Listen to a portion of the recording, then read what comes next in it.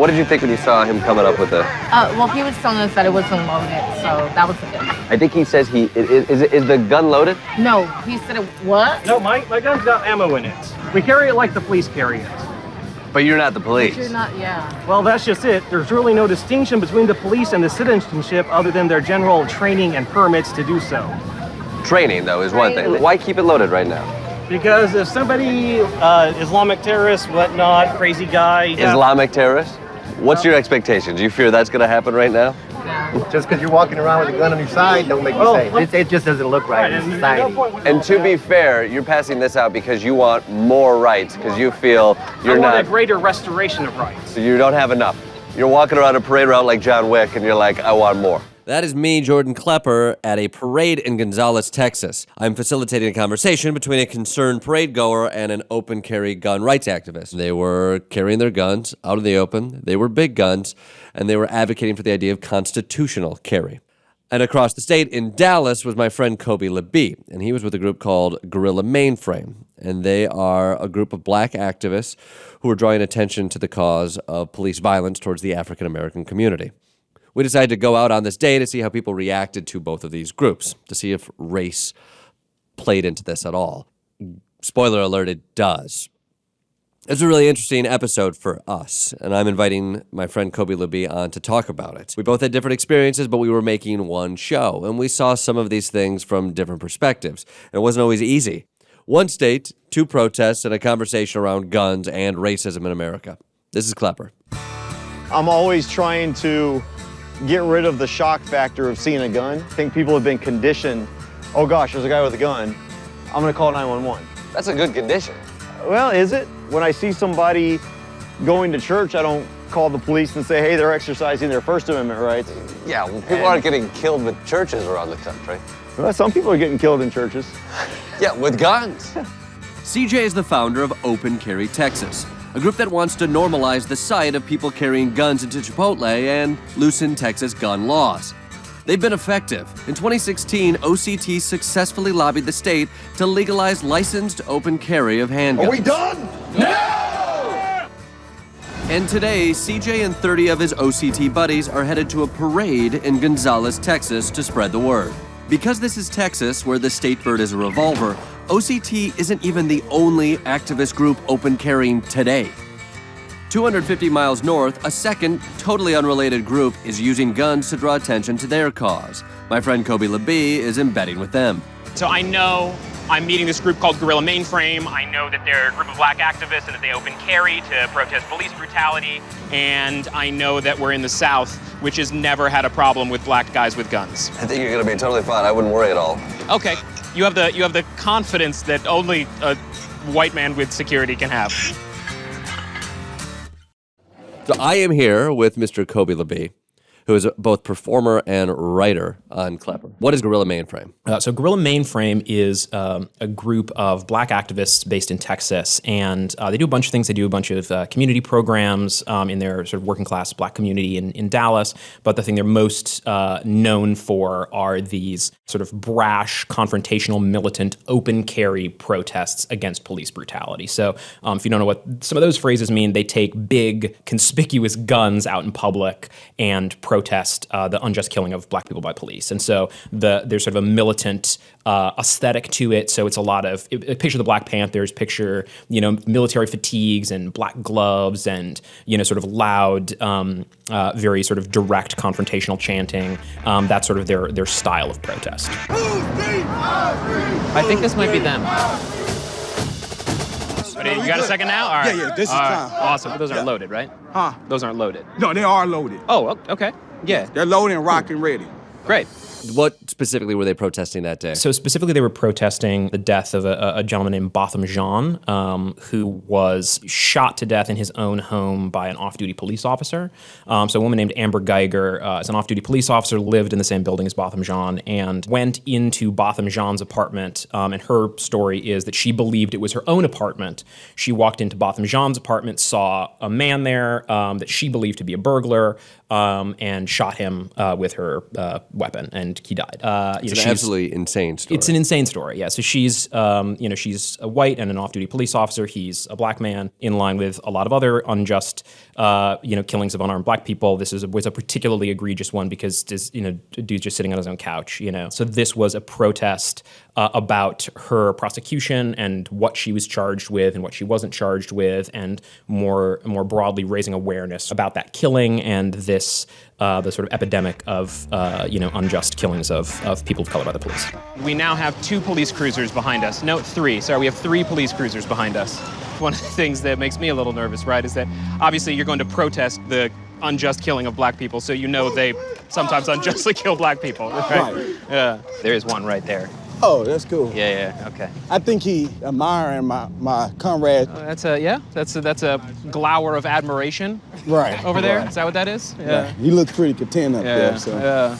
The reason Rakim, who's the leader of Guerrilla Mainframe, ended up as a figure in the national news at all was because he was detained for a number of months as a result of him being investigated under what's called the Black Identity Extremist designation, which is a very shadowy new designation that the FBI created to monitor quote-unquote black identity extremists, which is a nebulously defined, possibly non-existent thing that gives the FBI a mandate to follow black activists that they are concerned about for whatever reason. And that's distressing to a lot of people that care about civil rights because of COINTELPRO. There's a long history of the FBI doing very troubling monitoring of black activists. The FBI famously monitored Martin Luther King. Is allegedly sent him and a number of other activists letters trying to get them to stop their work, encouraging them to kill themselves. There's a very troubling history of law enforcement and the FBI specifically monitoring black activists and trying to make bad things happen to black activists, right? So that's the sort of historical backdrop of this. And then, in 2017, we see this black identity extremist program pop on the scene. We can't really get much context on it. For example, there's no equivalent white identity extremist program to cover, the white supremacists and the, anti-Semitic violence. There's no equivalent program to look at that kind of extremism. But for some reason, black identity extremism is something that the FBI believes, or certain parties of the FBI believe, needs to be monitored in this extreme way. Anyway, that's the backdrop of this. And Rakim is believed to be the first person who's been detained under this black identity extremist designation. And particularly why he was on the FBI's radar is he's made a number of very inflammatory, very offensive remarks about law enforcement and the death of law enforcement officers on Facebook and on Twitter. And it's explicitly said in his trial that the reason he ended up on law enforcement's radar was because of these things. Specifically, an FBI, this isn't a bit, the FBI officer that first flagged him found out about him from Alex Jones. So the FBI officer watches InfoWars and saw InfoWars cover not even Rakim's group, but another group of black activists marching around, and you can imagine the InfoWars coverage of this, right? And we watched a lot of that. Yeah, we spent a lot of time with that fine gentleman, right? But so that's the sort of level of thinking that sort of is going into this. At least that's the criticism of it, right? So anyway, this guy ends up in jail. Rakim ends up in jail for 5 months, held without denied parole, effectively. Ultimately, the charges are dismissed. The judge is effectively like, this is nonsense. You can't jail a person because of things they said on Facebook. And he was set free. But the coverage of that obviously caused a lot of consternation, across everybody that cares about civil rights. So that's the background of this. Anyway, we were interested in that group, that particular treatment under the Black Identity Extremist designation, what their deal is generally, their relationship to gun rights, because a black militant group like this has a different relationship to gun rights than a lot of other progressive groups. The difficulty about trying to tell the story of Rakim and Guerrilla Mainframe quickly is ultimately, I think, a difficulty we ran into on this show, which is that some of the statements that Rakim and Guerrilla Mainframe have made are so inflammatory that there is going to be a certain segment of the population that just shuts down in response to them. And one of my concerns about trying to do that was trying to unpack that in the sort of with the detail and care that it deserves to be unpacked, and to my sensibility, sort of get people through the discomfort with that. And to be clear, with this kind of militant rhetoric, that discomfort is part of the point. The headlines with Rakim, rightfully so or not, focused on the rhetoric that was there to get attention. That talked about killing police in a flippant manner, laugh my ass off, or LMAO. I remember was one of the things that stood out there, and so. I recall at the beginning part, it was like, oh, it's tough. As we're choosing things to put on television, is this the kind of thing? Are we signal boosting a group that is more problematic than it is helpful? I remember that being part of the early discussions we had there. And I think like as this story evolved, we did find this date where they were having the protest. The detail that seemed unique in a fun way was on that same day they were having that protest, another group was having a protest also in Texas, also using an open carry protest. Specifically, their protest was to bring attention to open carrying, and more specifically, constitutional carry. And that group was Open Carry Texas, a group run by C.J. Grisham. They are there to normalize the idea of brandishing a weapon in Texas. They had some success a couple of years ago. Texas is an open carry state, and it's part of the efforts that they had taken to make it an open carry state. What they are pushing for, they're consistently pro-Second Amendment, pro-gun rights, and there's smaller laws that they're consistently there on. CJ is often at the state building attempting to push forward on that, but what they were doing there was a thing called constitutional carry, which essentially is the Constitution gives you the right to have a gun and to carry a gun, and they don't want those extra steps to open carry. Once you get a gun, you should be able to open carry, was essentially what they were out in Gonzales, Texas, with their guns, trying to get people to feel comfortable with guns and to support the idea of constitutional carry. And just to go back to the sort of origination phase of this, one of the reasons that Lucy was so excited about Open Carry Texas specifically was because their Open Carry Texas is quite extreme too in a lot of ways. And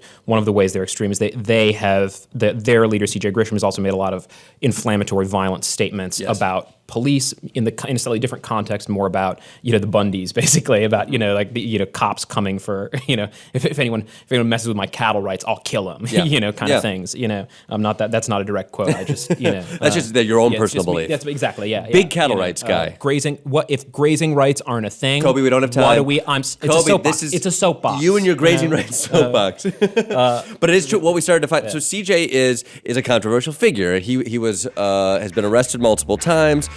He is often an aggressor. In 2018, CJ and OCT had a standoff with police in Olmos Park, Texas. So you got an AR-15 because a man is lawfully carrying. No, we're not getting on the ground. Get on the ground. We're not getting on the ground. Get on the ground. I'm not going to tell you to get it. I'm not doing anything. Get on the ground. Hey, look at that. Get back.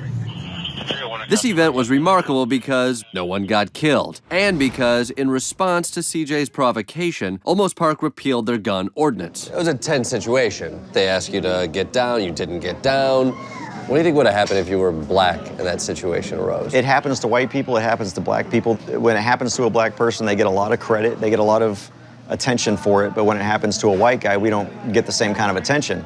It's not a black or white thing. I don't think black people are getting credit for dying at the hands of police. That's not exactly a credit they're trying to put on their IMDb page. And as you look into it, he has said some very similar things aimed at cops online on Facebook. And hasn't been persecuted in the same way for those statements, hasn't been jailed for those statements. And one of the ambitions with this episode is you're trying to show different treatment under the law, and you're trying to show what essentially is you're trying to pin down unconscious bias and the way it turns into actual violence in communities and actual violations of civil rights. It's sometimes hard to prove and sometimes hard to see real concrete evidence of.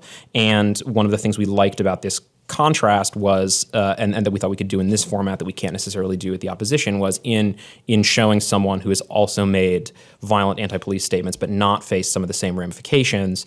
It's easier, theoretically at least, it makes it gives some context for people that are shut down by the violent rhetoric as such. It gives some context to them for why, even if you find that rhetoric offensive, even if you find that rhetoric a non-starter, the treatment of, Rakim specifically around this rhetoric is a broader civil rights problem that we should all be concerned about and emblematic of, the various disproportionate treatments under the law, of which killing unarmed people is just one, horrific example. And I think one of the first things we wanted to do with this, just because of this day, it gave us a focal point to let's go and see what experientially can happen. What were your expectations going down to Dallas to essentially an open carry protest? You're not a big guns guy. I'm not a big guns guy. So there's some jokes early in the episode, and when I'm at the gun range, so I shoot a gun for the first time in this episode. So you should probably watch it if you haven't. Hello. So this is my first time. Just relax, be comfortable. Okay. You'll be good to go, man. Would you like to go?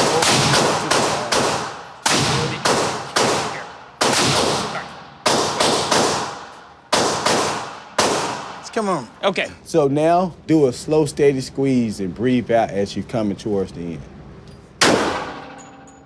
God damn. It feels like I summoned lightning. Yeah. One of the things that's wild about it is just the physical thing you do, which is just this little finger pull, that's what you call it, right? This finger pull. Yeah, you're a real pro. Yeah. When do you do that finger pull? I'm good at body stuff. I'm an athlete. Yeah, that was Clint Eastwood often talks about cool. the finger pull. Yeah, right? totally. Exactly. I remember those classic moments and those classic finger pull lines. Yeah, I think my career from here is going to be as an action star. We don't need to get into it. I don't think you will. But that it's the reaction you get from the weapon is so wildly disproportionate to the thing you do that's it's a very surreal experience in that way. I found, I think actually that's I think that's a really nice way of putting it. I think that's for a lot of people that is the draw, that you have that access to that power, and for a lot of people also that is the giant fear of I should have, by no means should I, whatever you can do to put that kind of power, because whether or not you trust yourself with that amount of power. And I think that's the symbolism of that is not lost on me in the context of this episode, because I think one of the, what you have is you have two groups very much interested in the personal power and the empowerment and the masculinity, traditionally defined, that comes from wielding that, from physically having that, and from being seen having that. And for Guerrilla Mainframe, I think it's a powerful antidote to the lack of agency that they're experiencing in their community. If you can be in your own home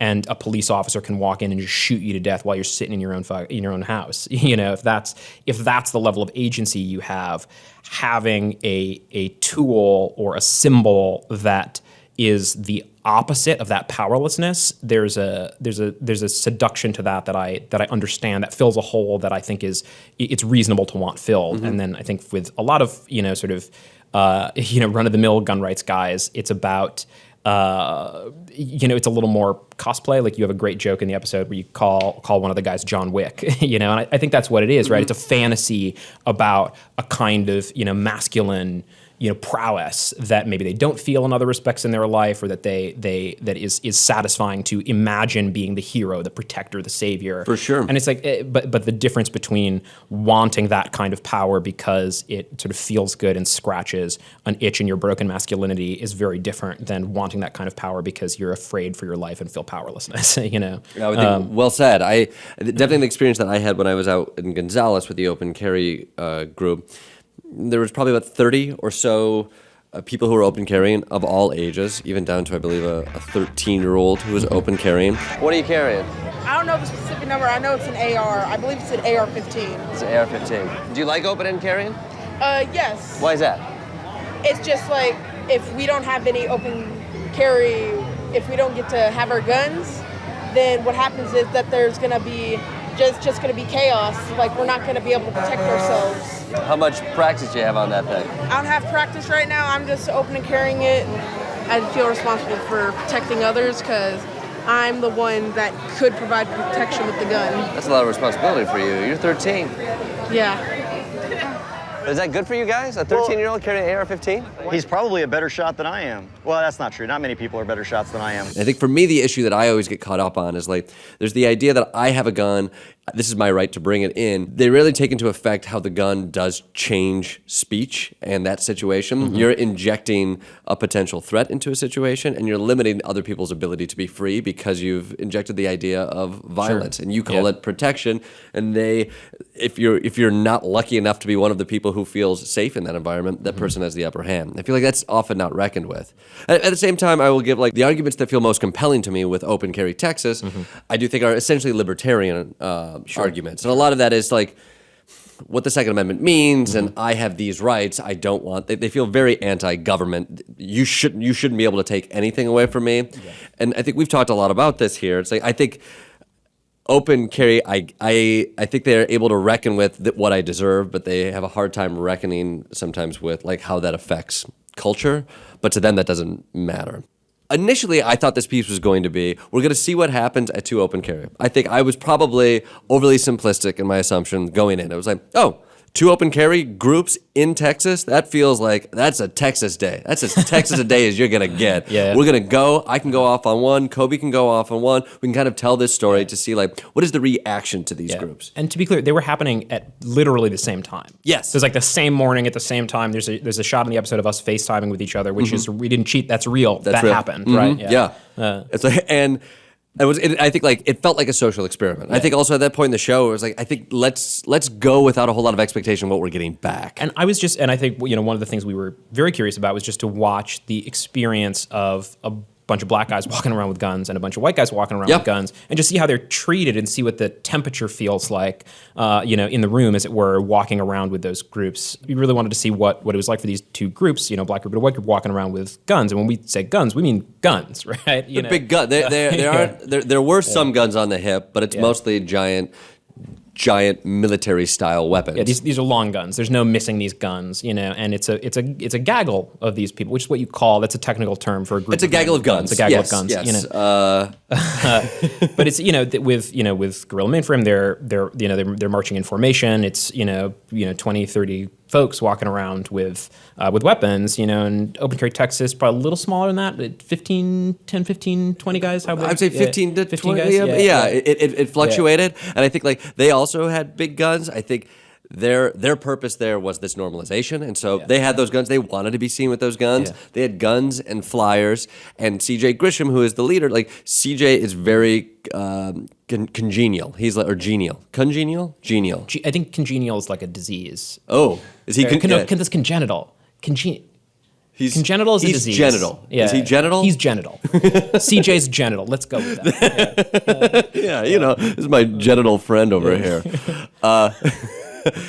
But his goal was to be as friendly as possible. And so he's handing out flyers with a big old gun on his back, saying like, "Oh, hi ma'am, we're here to talk about constitutional carry. Take this flyer." Like, to be a presence, but to almost blend into the background, which was very different than the way in which Guerrilla Mainframe was hoping to affect the group. Yeah, so it's really interesting with with almost everything you talk about with Guerrilla Mainframe, you have to talk about different audiences, because there's one audience, which is the black community they come from, which is the working class community, working class predominantly black community, faces this kind of police violence regularly.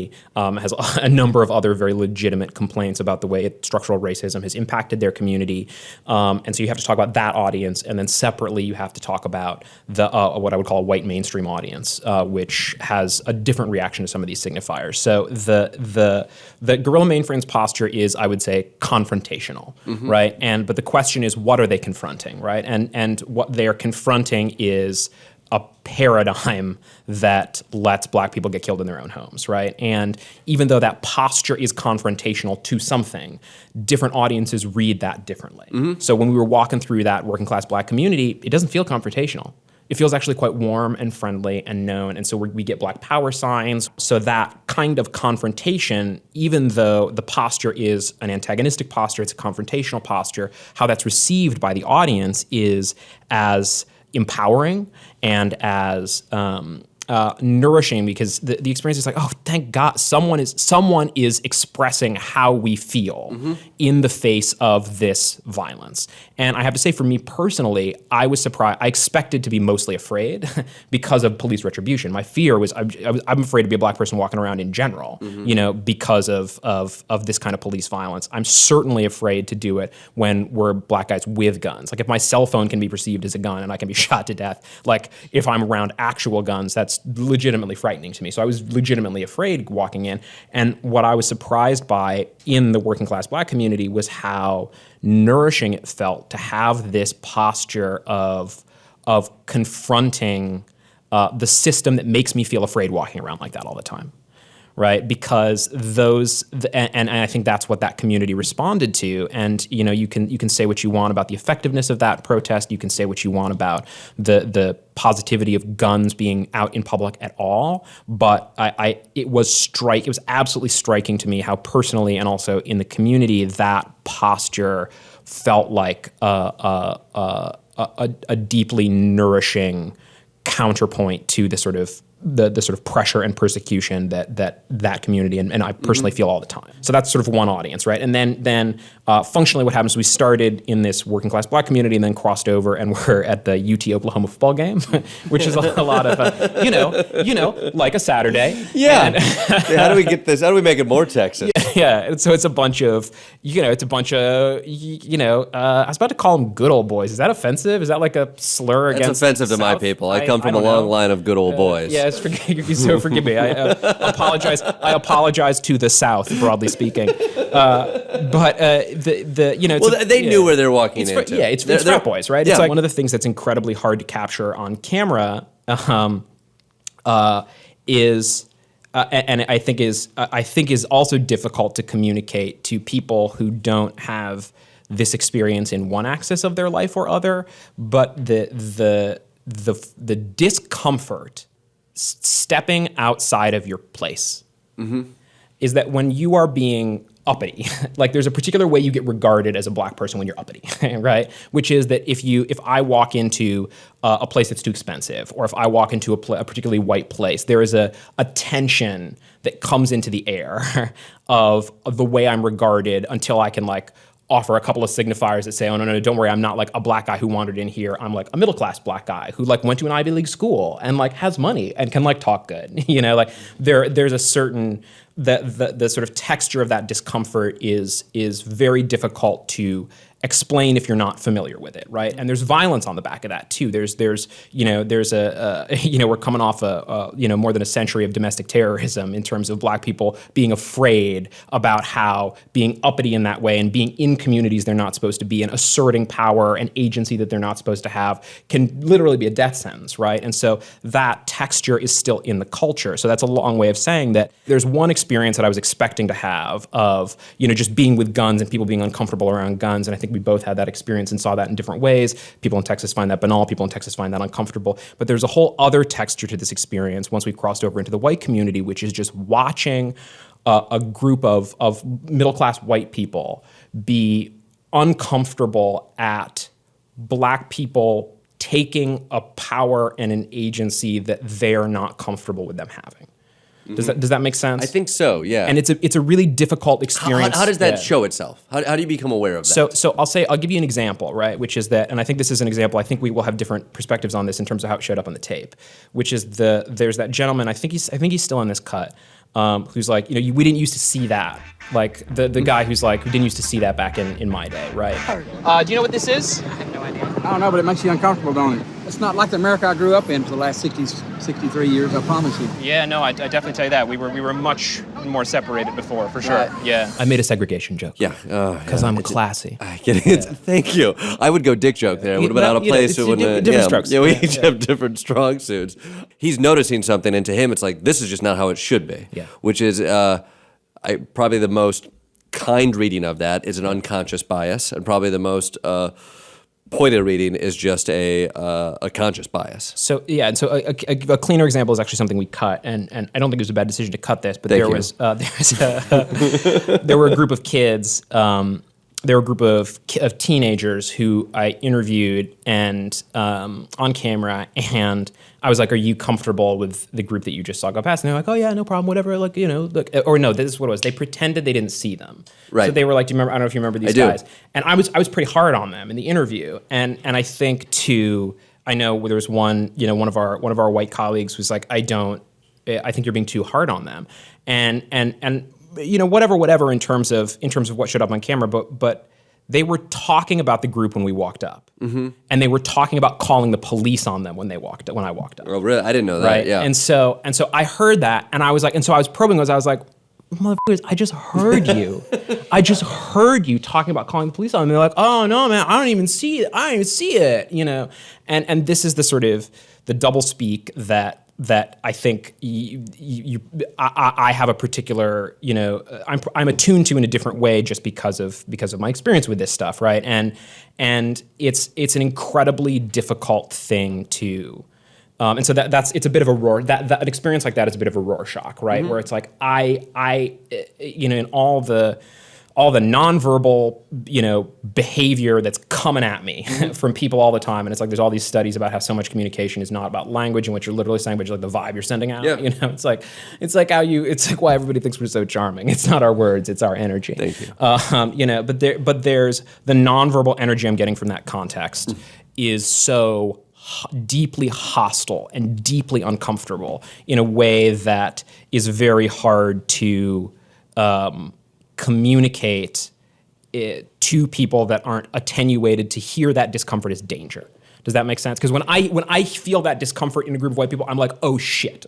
Sure. I'm like, I need to be aware because I am in trouble. Because like that level of like concern from a police officer is something that could kill me. That level of concern is gonna get the police called on me. That level of concern is gonna get me into a conflict in my nice middle class restaurant that I'm in, you know? Right. And so I'm, you know, it's perhaps a hyper awareness to it, but it is, that discomfort is a real thing, and that's very much what we got when we crossed over into that white community. That totally makes sense. I guess my thought in that is that's also the intended response, correct? Sure. So is that a successful form of protest in the fact that you are able to see that, in the fact that you have some white people going to a football game and are like, holy shit, what is this? What is this? And then they are forced to have that conversation then, like no matter what, if I'm going to a football game and a bunch of people are coming up with guns, I'm going to talk about it. And then if a camera comes up to me, I'm going to probably be like, I wasn't talking about it. Now, I don't doubt that there's a giant racial component there, of course. But I'm wondering, like, is that how that situation is going to play out? I think it's as much about, you know, angry anti-police chants and a bunch of,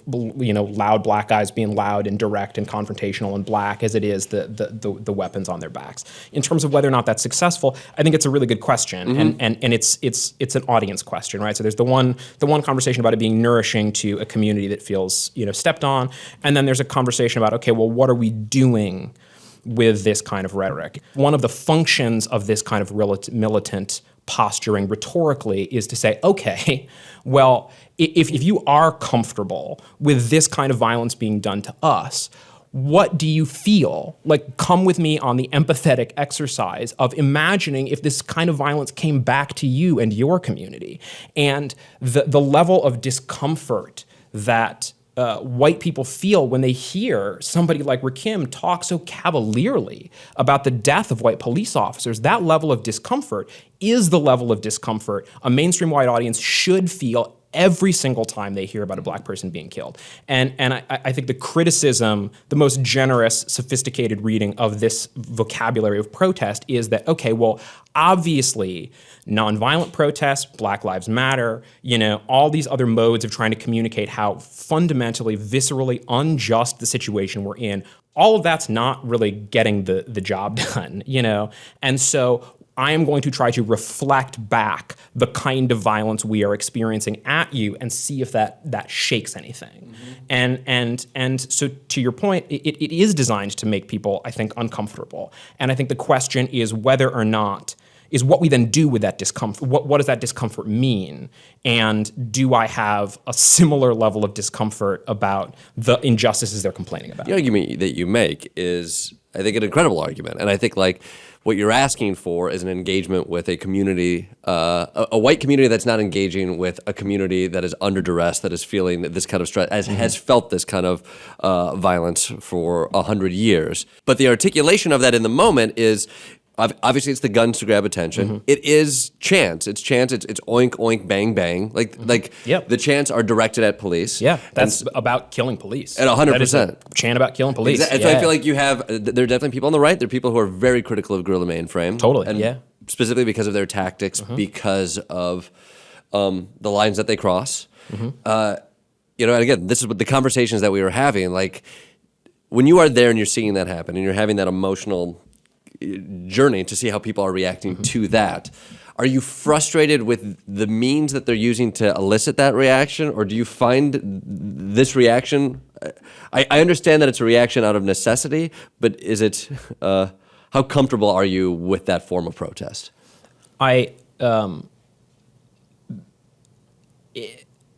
It's difficult to, I have my ambivalence about it, right? Like I have my ambivalence about it. I think, but my sort of first order, before I can engage with my own personal ambivalence about it, I have sort of first and foremost the work of asking other people, asking white people effectively, to engage with it honestly. And it's one of the frustrations about working on this piece, honestly, is that I do have real questions about this group specifically, and I do have real questions about whether or not this mode of protest moves the needle in a positive way. Same questions I had about the Black Panther Party, and militant Marcus Garvey, militant groups on back through the history of Black people. But again, that to me that's like a second order problem, right? Because the first order problem is asking for meaningful engagement with the thing that it is, and I find that, and I found working on this piece that the discomfort that is produced by the rhetoric is so loud that it shuts white people down, And but is the actions, are they disqualifying? In what sense? Well, I think it's language. No, it's language.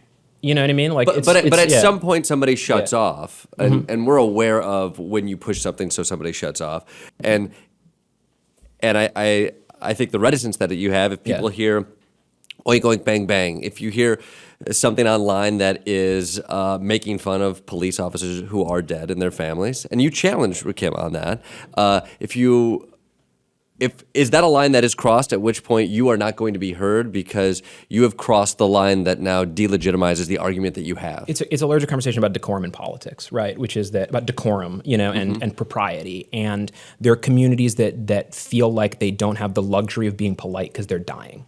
I do have concerns, and I often wish groups like this, and I very much include the Black Panther Party in this, were more thoughtful and deliberate about how this kind of confrontational messaging can be useful and can be counterproductive. Like, I think there's a real, I almost always want groups like this to be a little more sophisticated with how they wield the powerful tools that they're wielding. But let's shut the door and have that conversation separately, because that's a question of that's to me that's an abdication of responsibility as a mainstream audience, and it's an abdication of responsibility as white listeners to say, okay, well, you haven't packaged this for me in a way that makes me comfortable. Therefore, I have permission to keep shutting the door on this. It's a less conservative version of the conversation about Kaepernick and kneeling, which is like, oh, well, yeah, I get that police brutality is a thing you want to talk about, but the way you're doing it, the nature of this protest is, turns me off. So I'm not really going to engage with the substance of your criticism because the manner of your speech is shutting me down. It's a similar criticism, right?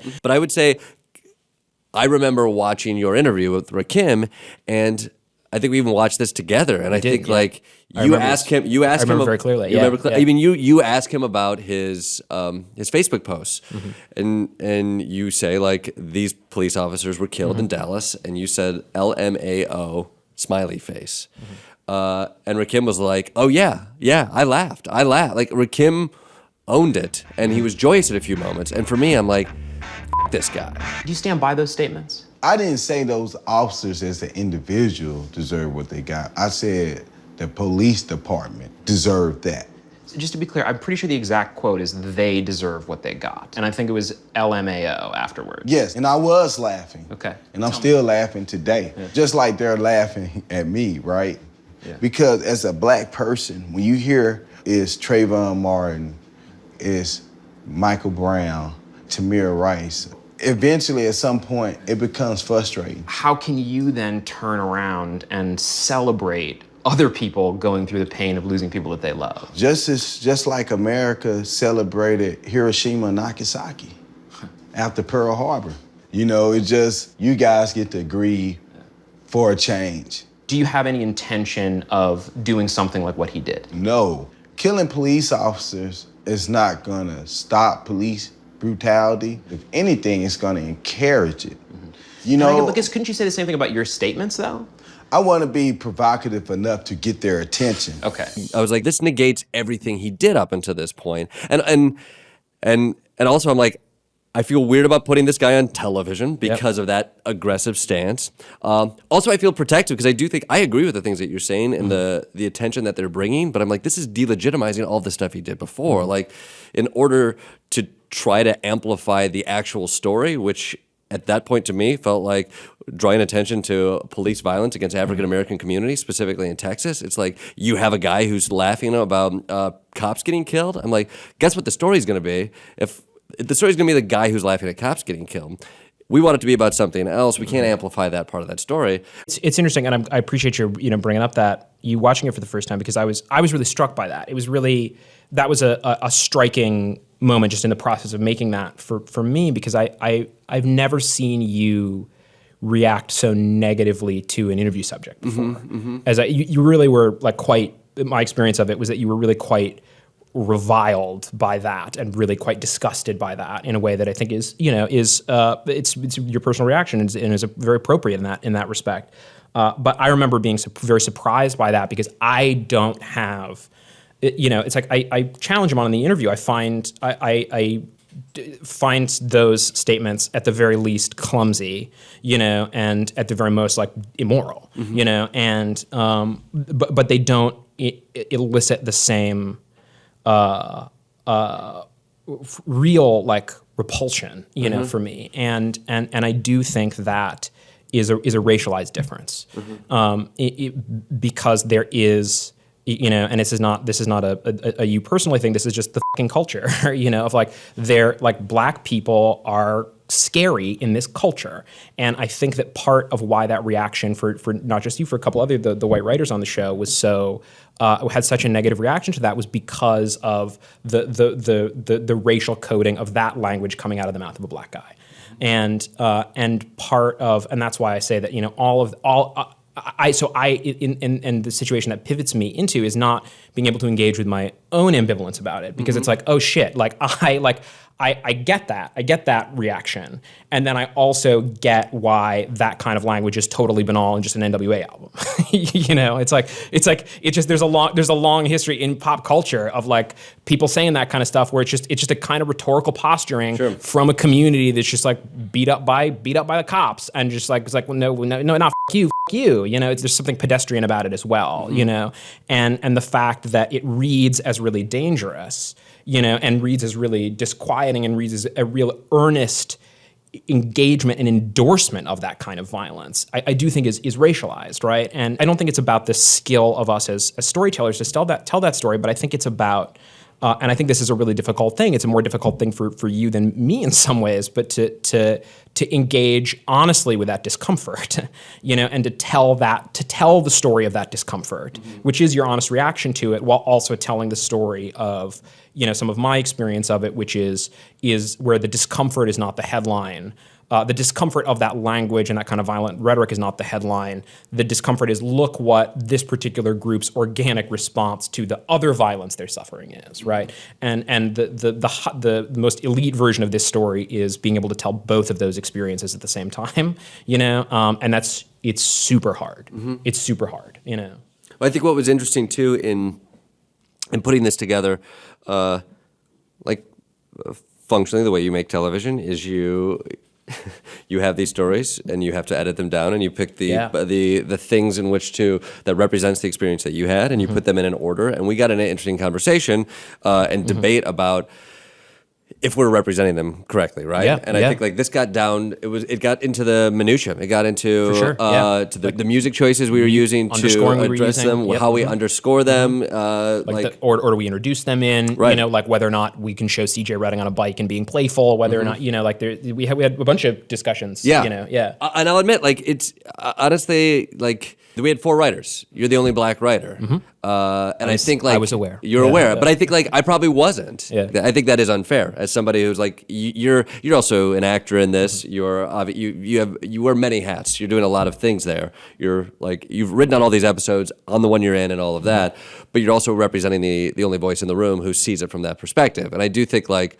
I saw my own ignorance in that discussion, but I do think it's an important conversation to have, and it's one that I don't know if I would have had without being challenged. I mean, yeah, and I appreciate. Listen, I appreciate because we had some tense discussions about this at different points, and I appreciate you were really receptive to my perspective on it. The thing that's difficult, and I've said this in different ways even in this conversation, but the situation it puts me in is I don't have the luxury of my own ambivalence.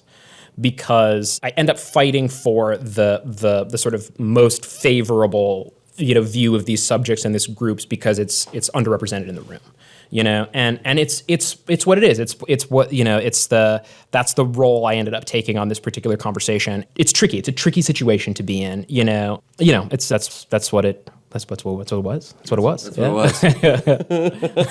Kobi, I love talking to you about this stuff, and I feel like this was really a learning experience. This was a tough episode to work on.